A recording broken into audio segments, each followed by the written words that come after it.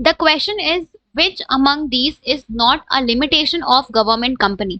तो इन सारे ऑप्शंस में से कौन सा आपका गवर्नमेंट कंपनी का लिमिटेशन नहीं है, आपको ये बताना है। अगर हम बात करें गवर्नमेंट कंपनी की, तो गवर्नमेंट कंपनी आपकी वो कंपनी होती है जहां पे गवर्नमेंट का ओनरशिप या स्टेक 51% मिनिमम होता है। जिस भी कंपनी में गवर्नमेंट मिनिमम 51% शेयर्स होल्ड करती है, उस कंपनी को हम गवर्नमेंट कंपनी कहते हैं, राइट। अब हमारा क्वेश्चन ये है कि इन सारे ऑप्शंस में से कौन सा गवर्नमेंट कंपनी का लिमिटेशन नहीं है, हमें ये बताना है। हमारा पहला ऑप्शन है not answerable directly to the parliament. तो हमें पता है कि क्योंकि गवर्नमेंट, अगर कोई भी गवर्नमेंट बॉडी होती है जो गवर्नमेंट ओन या मैनेज करती है, तो उसको जनरली वो पार्लियामेंट में अकाउंटेबल होती है अपने एक्शंस के लिए। But in case of government company, although इसका जो ओनरशिप है वो गवर्नमेंट के पास है, maximum ownership is with the government, but फिर भी वो डायरेक्टली पार्लियामेंट में अपने एक्शंस के लिए आंसरेबल नहीं है।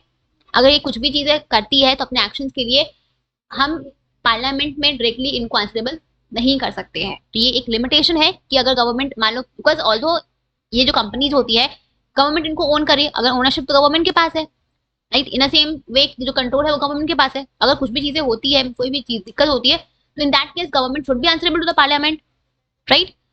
तो यहाँ पे ये चीज आपका गवर्नमेंट कंपनी में नहीं होता है, इसकी अकाउंटेबिलिटी पार्लियामेंट में नहीं है डायरेक्टली। ये एक आपका ड्रॉबैक है, लिमिटेशन है गवर्नमेंट कंपनी का, ठीक है। दूसरा है आपका the management and the administration is in the hands of the government. अब हमने पढ़ा कि जो भी हमारी गवर्नमेंट कंपनी है, क्योंकि जो इसका ओनरशिप होता है वो आपका गवर्नमेंट के पास होता है, राइट। तो जो भी आपका मैनेजमेंट होता है, एडमिनिस्ट्रेशन होता है, वो भी आपका गवर्नमेंट के हाथ में ही होता है। बिकॉज जनरली जो कंपनी की जो ओनरशिप होती है वो, सॉरी, जो मैनेजमेंट होता है वो आपके बोर्ड ऑफ डायरेक्टर्स करते हैं, और बोर्ड ऑफ डायरेक्टर्स में जो ऑफिशियल्स होते हैं वो अगर गवर्नमेंट के ऑफिशियल्स होते हैं, राइट। तो इन दैट केस जो भी मैनेजमेंट हुआ, एडमिनिस्ट्रेशन हुआ, वो इनडायरेक्टली गवर्नमेंट ही करती है, ठीक है।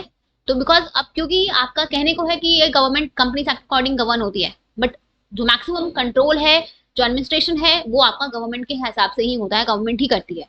कंपनीज एक्ट का उतना रेलेवेंस नहीं है, ठीक है। दूसरा, तीसरा है आपका इट हैज इंडिपेंडेंट स्टेटस।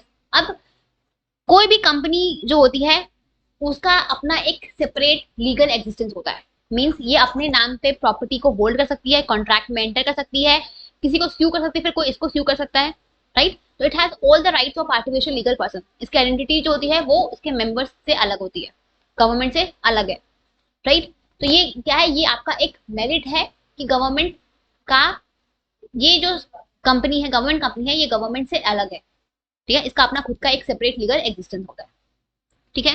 तो ये आपका क्या है, ये आपका है मेरिट ऑफ गवर्नमेंट कंपनी, ठीक है। हमारा ऑप्शन नंबर 4 है freedom only in its name.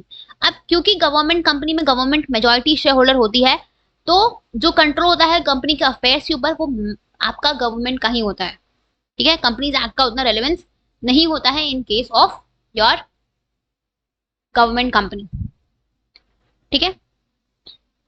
तो ये आपके सारे क्या है, ये सारे आपके लिमिटेशन से, बस जो आपका ऑप्शन नंबर 3 है इंडिपेंडेंट स्टेटस वाला, ये आपका लिमिटेशन नहीं है, ये आपका मेरिट है गवर्नमेंट कंपनी का, ठीक है। So option number 3 will be your correct answer.